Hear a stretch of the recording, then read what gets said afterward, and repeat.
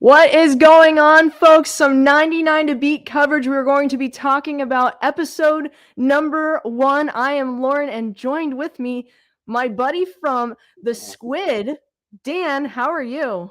What's up, everybody? I'm doing good, Lauren. How are you?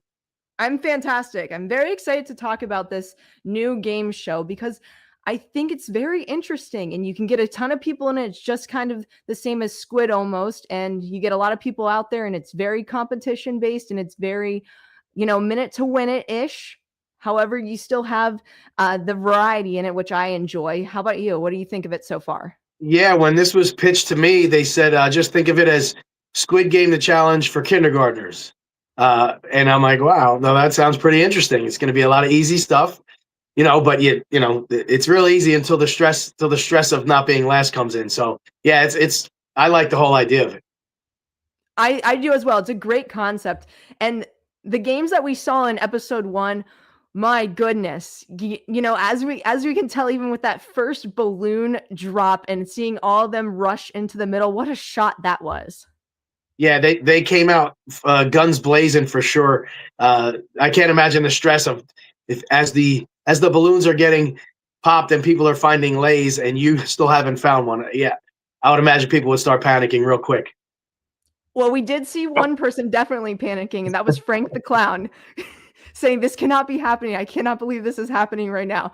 And the panic does come in because as you slowly see the numbers dwindle, and there's about 10 of you left there, it's game on. Because if you don't find one, you're going to be out. Yeah, yeah yeah. I think there's a little better strategy I didn't see anybody using, but there has to be a way if you pick it up to tell if there's something in it. Shake it, do something. Unless they had them taped to the inside of the balloon, which I highly doubt. I would imagine if you pick it up and shake it, you could tell, and then you would be able to throw one somewhere that you knew was bad, and hopefully somebody else would go for that one, giving you time to go get one that was good. But I didn't see any of that. That's true. And also, we did see some people's balloons would be popped and they wouldn't see the lay in it. And so that people were finding random lays on already popped balloons, which is crazy to me because I really think the strategy would be just to pop it in front of you. You can see if something falls or it should fall into your hand. Yeah. Again, the stress of not wanting to be last, and as the options get lower and lower, I could see people just panicking and missing it right in front of their face. I did like Tori's strategy though, because what Tori did was bring a couple of the balloons outside of the chaos of the circle. And so then that way you're clearly very able to see if something comes out of those balloons. Yeah, that was a smart move, definitely. Because with everything going on, it would probably be easier than we think to miss something coming out of the balloon with the excitement. Definitely. I want to talk about this moment. Would you have pushed Janice out of the way for one of those lays? If that was the last one, I would have Lawrence tailored Janice like it was Sunday afternoon football. There's no doubt. Listen, Janice took it quite well. I have to be honest. She still popped up and was trying to find another lay. So she at least wasn't completely down for the take. I'll tell you what, I thought she landed directly on her face. I was scared for her. But yeah, she took it like a champ. Me too, just the way the camera angle was as well. Oh, It just looked like a complete smackdown. And I was sitting there as a viewer going, is she going to get up from that? Because it was not a soft hit. yeah, the hosts were a little a little worried too, I think. They definitely were because and I'm sure everyone on the sidelines seeing that going, "Oh my goodness, this is real. People are smacking people down just to get a lay." Think about that concept right now. I am literally competing for $1 million, but I'm willing to do this because that's the only way to get through to the next round. I'll be honest, I'm surprised there wasn't more contact, more physicality involved once it started to get lower. You saw somebody took somebody else's lay right off the ground after they popped the balloon. I'm surprised there wasn't a lot more of that. Of snatching out of people's hands. Yeah, I Yeah. agree with you Yeah. because I think it's fair game unless they explicitly say in the rules you cannot do this. I think it's you should be able to do what you want to do. And I also stand by this too. Don't ask because if they didn't say it, then just do what your mind says. And then if they say it's wrong later, then that's on them. That's fine. That's the great philosophy to have. Don't ask for permission, ask for forgiveness. And yeah, if it's not explicitly in the rules, then it's within the rules. Do whatever they didn't say you can't do. And obviously they didn't say that was against the rules. Right? So just go for it if you can. Do it. So Janice is the first person eliminated from the competition, but I think she took it so well. I know she was there. She definitely was there to compete, but she enjoyed the experience for what it was. Yeah, she did. She was a lot more gracious than I would have been. I can tell you that. It's got to be tough being the first one out of 100 people. It really has to be so hard. And I don't know how long they had to bond before, but it looked like they may have had a few days because they all kind of liked each other and they were all very sad about that. So they may have had a few days to bond before they played that first game. So that was cool to see. Yes, absolutely. And everyone was so kind about it as well. Just, giving Janice her flowers as she's leaving the arena there. And as you said too, you see they have their circle buddies. So obviously you're pretty close to the people standing next to you. And then also that's where we come in with people are there with their loved ones. People are there with friends. There's some single people there that didn't come with anybody. So it completely varies with this cast of people.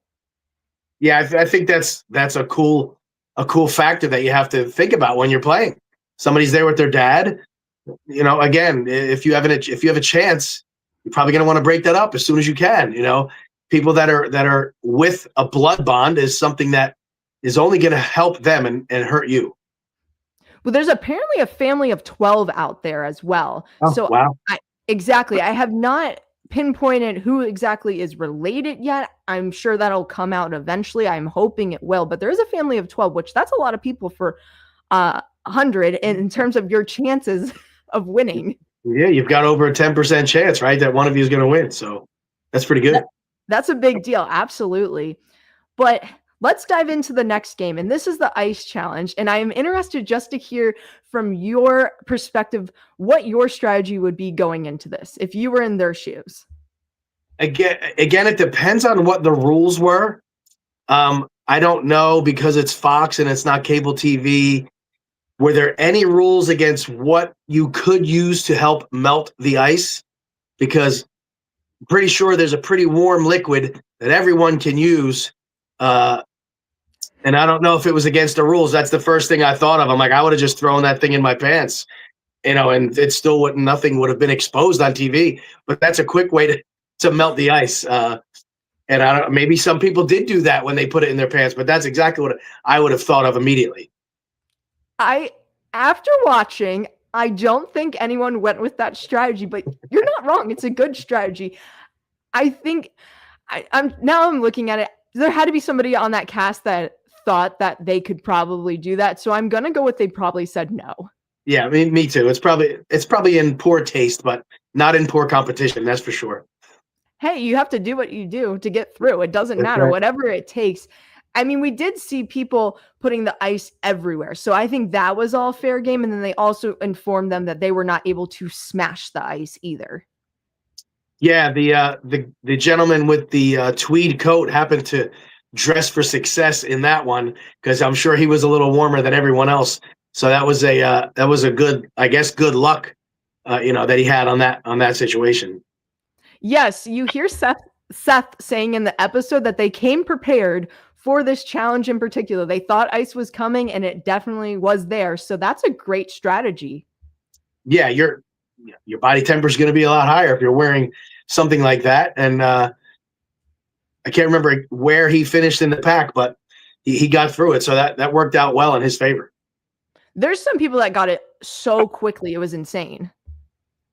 Yeah, the first person was like almost immediately. I don't know how he did that, but I don't know what he did. He had the best strategy of everybody, obviously. Yes, and obviously we as viewers know that we're getting the timestamps of this. They would not show the entire competition because it would take way too long, especially when we were seeing the bottom goers start to dwindle out and their techniques were just not landing. No. Some of them had no clue, but I get that's what makes it fun to watch. They're going to get it eventually, or they're not. So it was I just don't know why a lot of them weren't looking around when they were having trouble. Again, I guess it's panic. If you're not used to competition, maybe you're not used to looking for context clues. But if I was having trouble, I would have certainly been looking around immediately to see what other people were doing. Well, you even see the siblings, Richie and Gianna, they were doing some exercises, moving around, trying to get the sweat going, which isn't a bad strategy. No, not at all. Not at all. Make yourself as warm as possible and push that thing against your body heat. So that was a good idea. This is also where we were introduced to Jim and Tammy. And so they are the older best friend duo. And I loved both of them. They were fantastic. Yeah, they were. I was so sad when she didn't make it. Yeah, I mean, they've been friends for whatever, 60 years, 50 something years. And that was cool to see somebody that age that have just actually been able to be friends for that long, first of all, and to get to do that together, really cool. So supportive of each other. I was hoping that Tammy was going to make it a bit further in the game. Yeah, that's a cool dynamic that I would like to see how it played out as these games get, I would think, more cutthroat.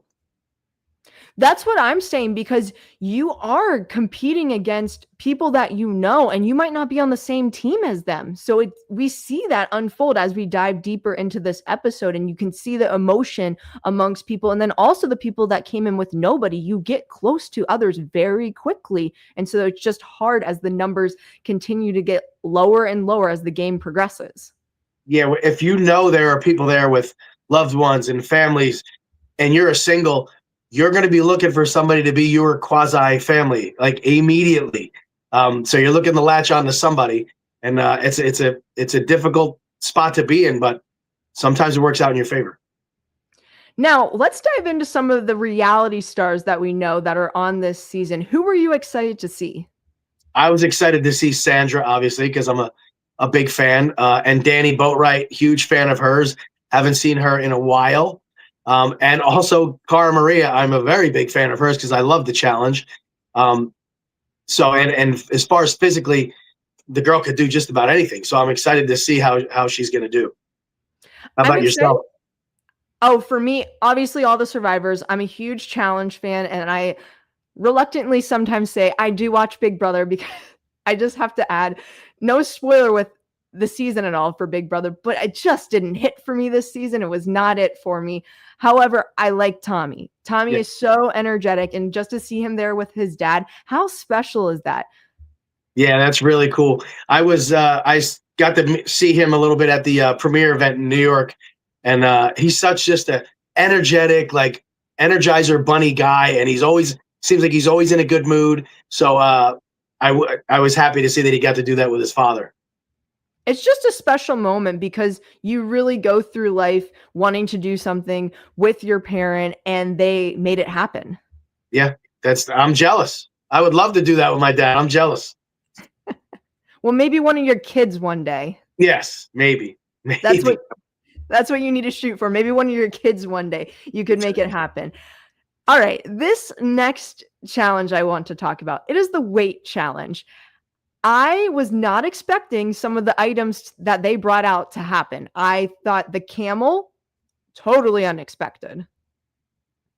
Agreed. I mean, now you're trying to say, all right, like, how much could a horse weigh? That's the closest animal to, like, the rancher had an idea because of that. So there were definitely advantages based on your background, sure. But yeah, I mean, there's no way to predict what you're going to have to figure out the weight of. That was tough. Now, the only thing strategy-wise where I personally would have changed if I was some of those people, if I see a large group of people in one spot, I'm going there whether they are correct or not. Because here's the deal. Everyone in that group would have to play again if it's wrong. If you separate yourself, then you're limiting your chance to stay in the game. 100%. I'm watching it going, there are so many people in the middle. Why are you not just in the middle? Because if you're wrong, like you just said, you're playing again, but there's a lot of people left. You're in a group of 4 people and you're wrong. Now you have big problem. So yeah, I agree. That was the first strategy that entered my mind. And again, it's it's easy to play Monday morning quarterback, for us because we weren't there. So yeah, when the juices are flowing, I'm sure your judgment is a little altered. And the pressure sets in there because you're trying to do math in your brain. I mean, we see it with the referees that they bring out. They're, pointing out, counting, oh, I think they can't weigh more than this, but they can't weigh less than this. It's very stressful. But everyone's kept saying the firefighters, they got this round and round. And they didn't. It was just very entertaining to watch because they said, if anyone should know, it's the firefighters. Yeah, I mean, I'm not sure why everybody was saying that though. I mean, they carry people out of buildings, so I'm sure they could guess, maybe somebody's weight, but I don't know why they would have been better at it than anybody else. So, but I like those guys are cool. I like them, and I'm hoping for them to do real well. Me too. I really liked them as well. And so with that challenge too, it starts to dwindle a couple people, and then it's really slim pickings from there. And so then you have people such as Jared popping up, and Jared was very entertaining, I thought, through this process as well with the weighing game. Yeah, no doubt. I'm sure he's gonna have some moments, it seems like, in this competition. Oh, absolutely. Definitely some moments happening. And so they get to the final round. And so for this round, you have to guess the closest weight. And I can only imagine what they're feeling in that moment because I would not have thought to keep track of where the weight fell. I think that just would have gone way over my head because you're trying to then pay attention to what the next weight is in the next round. Yeah.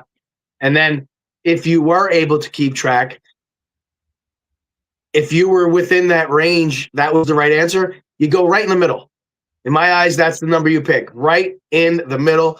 So you hopefully you have an average and you'll beat somebody out just because you did that. If the range was 1100 to 1300, I'm not picking 1292. I'm going right in the middle. So I'm not sure if people did that or not.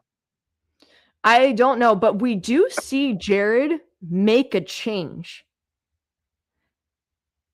And it pans out, but everyone always says, go with your gut mentality. But in this case, it worked out for Jared. Yeah, something was telling him that that's what he needed to do. So it's good that he followed that voice in your head, Definitely. And so sadly, we see Darlene go and is eliminated from the competition. Gave it the best shot. It's really hard, as we said, estimating what the correct number and the correct weight is going to be in the end game. Yeah, these are completely random games, and within the games, completely random items and factors that you have to try to navigate. So, yeah, there's a lot of uncontrolled chaos in this game, which I kind of like to watch. We love chaos. That's why we're watching. We're invested. Hell yeah. It's so good. So moving on from the weight, we hit the penne. And how are you feeling knowing this is the next competition? What is the strategy in your mindset going into this? I mean, I can't imagine that would have been that hard to do. Even Tommy's dad, they said he looked like a Sports Illustrated, photo shoot, the way he was spreading his knees like that. But I think you just get under the edge, and they were allowed to touch them and push them to the edge, which I didn't think made it a lot easier. So I don't know. I'm not sure what the problem was getting this, because a lot of people got it. It seemed like right away. Some people got it very quickly, and I feel like they just got the concept of how it worked because, as you said, you were able to slide them to the edge, which is a huge advantage. Imagine if it just had to be they're placed here and it has to be in this specific spot. That would have been so much harder for some of these people. Absolutely. You couldn't use your hands at all. Once the end of the spaghetti touched a penne, if you couldn't touch it with your hands after that, it would have taken way longer. That's for sure. We even see, too, Cara loses one of her penne and is trying to feel around for it, which I understand because at that point, she already has 5. Yes. What I don't understand, and maybe there was a rule, at that point, you have 5 on there, put the whole contraption on the table and let go with your mouth and find the other piece. And then, because they'll still be on there, the table's flat. They're not going to fall off. So maybe once your mouth was on it, you weren't allowed to let go. I don't know. But I would have put the whole the piece of spaghetti with the 5 on there, put it down on the table and go back and pick it up with your mouth after you retrieve the other one. Right on. It's just hard to think through that in the moment where you're going, it's because it's so, you're such in a panic because you feel it. Even you see her graze over it and she still doesn't have it. And you just have to stay calm in that instance and not get frustrated. Yeah, and I'm sure the longer that piece of spaghetti is in your mouth, you're everything's going crazy. You're probably producing a lot of saliva. The longer it's in your mouth, the more likely it is to probably break, so that's got to be going through your mind too. We did see a couple breaks Yeah. and they were bad breaks because a lot of those people were almost done. Yeah, that sucked. That totally sucked. And that's the thing. You're going to be so frustrated there because if you know in your mind, I was almost done, and then you have to come back and reset yourself. It's so difficult. Yeah, I think the key to that is if you're somebody who hasn't competed a lot in anything, that's when you really start to feel that pressure. But if you're somebody who's used to competing and you've played games and you played sports and you've done these things, it's kind of easier for you to stay in the moment, not get too excited, and know that just take your time and you'll get it done. So I think people with a history of competition are going to do a lot better in this in the long run. You even could take a 5-second reset and just breathe just to calm yourself down and just say, all right, that just happened. It's out of the way. I'm done with it. We're moving on. But as you said, if you are not privy to doing that time and time again in your life, and this is something new for you, it's really hard to be able to turn that on.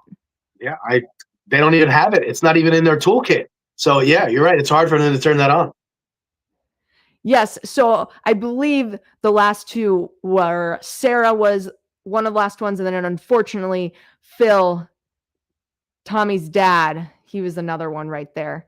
And it was close. They were both right there, which was crazy. It came down to that.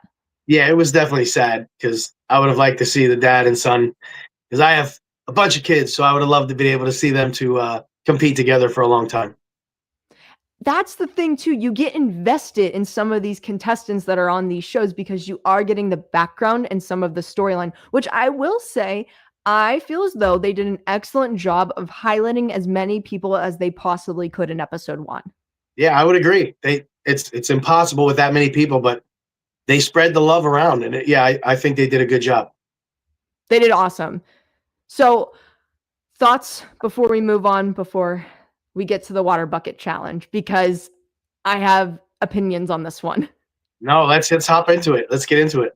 Let's hop into it. And this is where we see Sandra coming into coaching mode with Sandra's team, trying to rally the troops, getting everyone on the same page.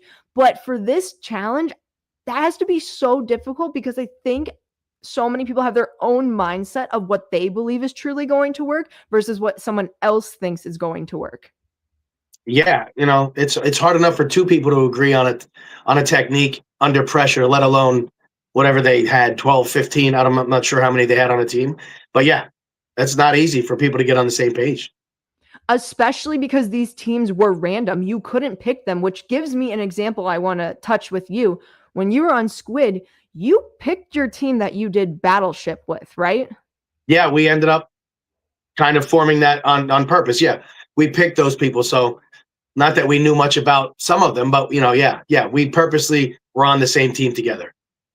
See, at least there, okay, I picked this team. I decided to be on this team. When you get on a random team, it just takes one person to mess it up and you're eliminated, and just devastating, I'm sure.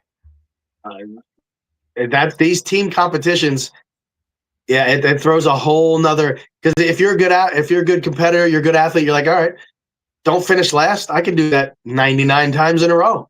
Yeah, well, now you're gonna have to, navigate other people and other people's skill sets or lack of skill sets.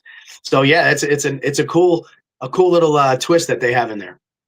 And they show us there are pairs broken up in here. You have David and Avery, who are siblings. They're broken up. And then you have Julian and Aggie, who are newlyweds. They're split up. So it creates so much drama. So I'm here for that, because at least they have to figure out a way. All right, I have to focus on my team, but also my loved one is over here. What do I do? Yeah, I mean, when you go head to head, I can't remember if they were any of them were against each other, but when you're going head to head against your loved one, that sucks. It's bittersweet. You want to stay in a game, but you don't want to eliminate, your dad or your sister or your wife or so. Yeah, that's not fun at all. So David and Avery, they were in the first heat together on opposite teams, and it came down to those two teams in the end. So one of them was going to have to play in the bottom heat for the elimination round. Yeah, well, at least they weren't actually responsible for eliminating each other, right? Like they still got another chance in that last final round, so it's not as bad. It's not as bad, but it still has to be somewhat of a sting because you go, I could have been on the same team, but then also you could have been on the same team that ends up going home. True, true. Yeah, So if I had my choice, I'd want at least one of us to stay. So it's a terrible situation. exactly. So it's a scenario where you go, both of us could go or one of us stays. So it's better to increase the odds there. Yes, definitely. All right, let's talk about some of these teams though. Who do you think did well? Who was just not on the same page? Well, I think yellow was not on the same page at all, and that showed, and that's how they ended up where they did, where they were. I think blue. I think blue had the best. If I remember correct, I think blue had the best technique. I don't like that. Once it was filled up, the ball was getting stuck under the top of that canister, which didn't seem fair. Once you got it to the highest you could get it, I'm not sure why the ball didn't automatically go. They're tapping the side, so that made it a little dicier than it needed to be. Yes, I believe the ball should have just sprung right up to the top, Yeah. and so you should be able to grab it because there could be a malfunction. Yes, I mean, the one team had the water literally to the top of that spout, not to the top of the canister, and the ball was still stuck under the side. So that didn't seem, I don't know, it just didn't seem fair. I'm not sure that's how it was supposed to go.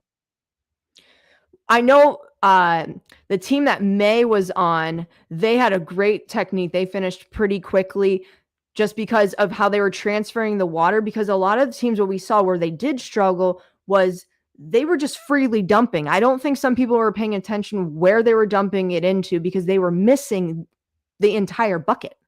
I mean, you have the thing on your head, you hold it, you walk up to the next person until you feel their container on the top of their head, and then you dump it. Yeah, they were being a little reckless. Poor water management for sure. Definitely. And we even saw some people, they were getting their bucket poured into and they weren't holding the top of their head to keep it steady. Yeah, again, I can only imagine it was nerves, but in order to get the most water in, you have to use some sort of stabilization and make sure the water's not missing. It might bounce out, but you don't want to miss completely. A couple of them missed the canister too completely. I'm not sure. It had to be nerves. Definitely. And even too, that's a challenge where you have to be slow and steady some of the time. It's better to get as much water as you possibly can versus going fast because I know people have the idea of going fast means more trips. It should be quicker. But if you get the most amount of water in, you're going to finish it much faster. Yeah, you might do 10 trips getting max water and win, and the other team did 30 trips and they kept missing, and you beat them because you were more efficient with your with your water. So yeah, I think you're right. You have to be maximum efficiency with each pass for sure. So it comes down to two teams. We have the yellow and purple team. And going into it, I'll be honest with you, I was not sure which team was going to take it because they had rough rounds, both of them, in the first go around. Yeah, they did not have a fun time in the first round, either one. And the stakes are higher in this one too, because now there's 3 buckets that they have to fill up instead of 1. Yeah, which didn't seem real cool of them to do that because the two teams that had the hardest time filling, they made them do more work. That was brutal. They go, if you didn't think the first time was hard enough, let me up the stakes even more. Yeah, that was a kick in the ass. That's what that was. I wonder how long it took them to finish that because think about it. Ever. Yes, and you have to go through so many people in your line to even get to the end. Yeah, it seemed like it took forever. I haven't spoken to Sandra, so I'm not sure how long it took, but it seemed like a long time. Well, we see the yellow team, which is led by Julian here, because Julian was the initial person at the front of the pack, because after each bucket was filled, you had to then switch to a different person that was at the front of the line, which I did like that. Yeah, I mean, spread the responsibility, spread the success, spread the failure, give everybody a shot. I like it. Adds another layer to it, which I think is perfect that they should do. And we just see the purple team could not get on the same page. You can see the devastation of the person in the front of the line for them, so frustrated because people kept missing, the water wasn't coming through, and then with each pass, less and less water was going into that bucket. Yeah, when it was getting to the last person, there was like 3 drops. And what do you do? You can't do it for them. You can't start yelling at them. That's going to help. I mean, you can only coach positively so much. And you know, yeah, that's a bad position to be in. Really is. Very bad position. And also, David was in a rough position because he's watching his sister compete, and you can just see the tears in his eyes knowing that it's coming to an end, because people watching that round knew that purple was just completely out of it from the jump pretty much. Yeah, they did not have a better go at it than they did on the first try. It was just as bad. So with that, we saw the purple team sadly get eliminated from the competition, which means Sandra was eliminated, Frank the Clown was eliminated, Avery was eliminated.Ose are some of the people that were highlighted more so in the episode. What did you think of Sandra, though, on the show? I mean, I did not want her to get eliminated. I wanted her to win. You know, I want to see her go the whole way. But you know, she's a all business. She's a veteran at this.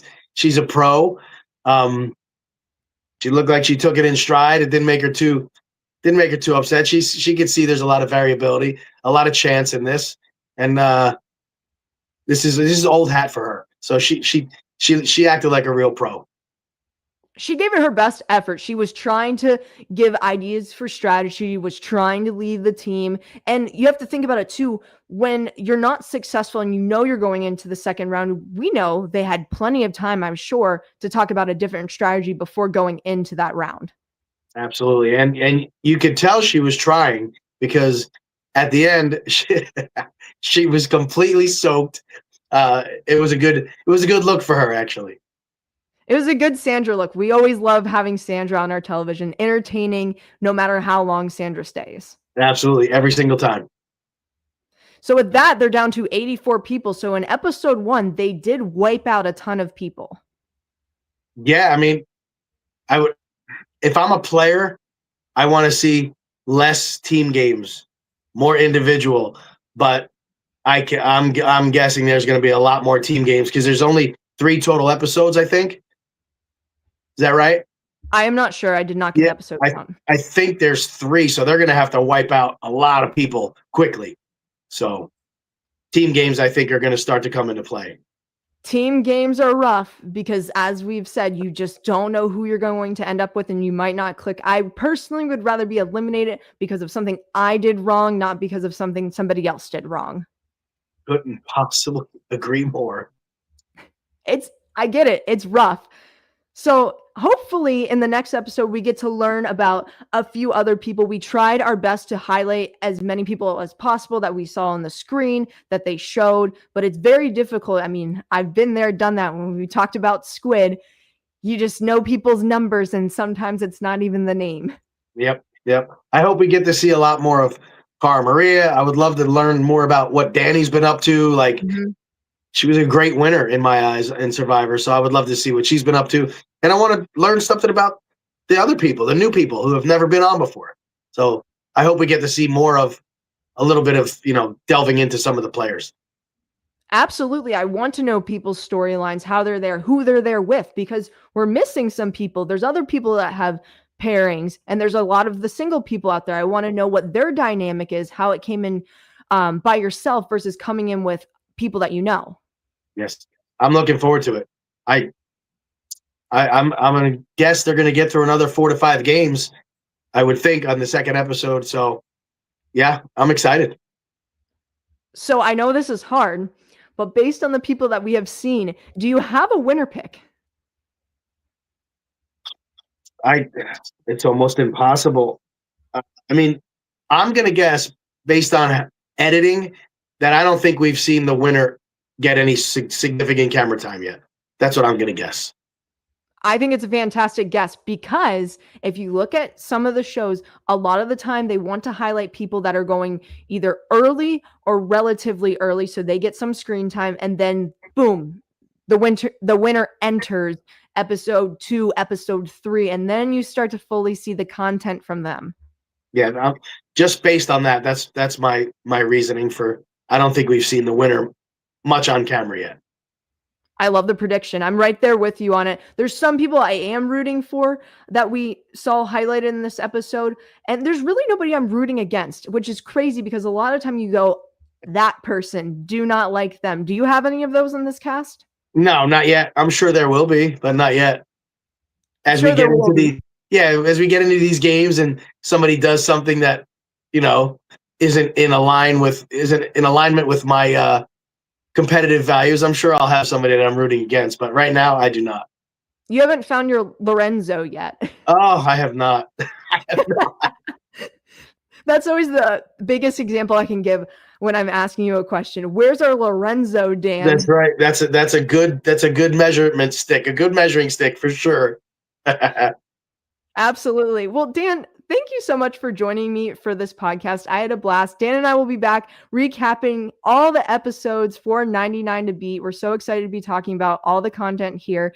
Dan, do you have anything you want to plug? Yeah, I am. The only thing I want to plug, I am part of the Over the Edge Celebrity Weekend down in Florida again as a celebrity. And my charity is Alex's Lemonade Stand, which is a charity for children with cancer, takes care of their families during treatment, does a lot of cancer research, something that I believe in, something that's close to my heart. And if anybody, $1, $5, $20, if anybody wants to go to my Instagram, the link is in my bio to donate. We all want to raise as much money as we can for these good causes. Yes, please, everyone, donate to Dan. It's a great cause. Well, with that, everyone, be sure to check out all of our content that we have going on at the Reality After Show. So much has happened. We have Survivor just came out, 99 to Beat that we're covering. I'll also be coming out with interviews from cast members that I've been slowly going through. So be sure to check that out. There you have some great insight. It's a great listen. And then Johnny, Bobby, and Gabe from Survivor 47, they are covering Survivor 49, so be sure to check them out. And there's always podcasts sprinkled in here and there. Finally, Big Brother is over, so we won't be podcasting about that for quite some time. But yes, check out everything at the Reality After Show. Dan, once again, always a pleasure. Everyone else, take care. See you guys.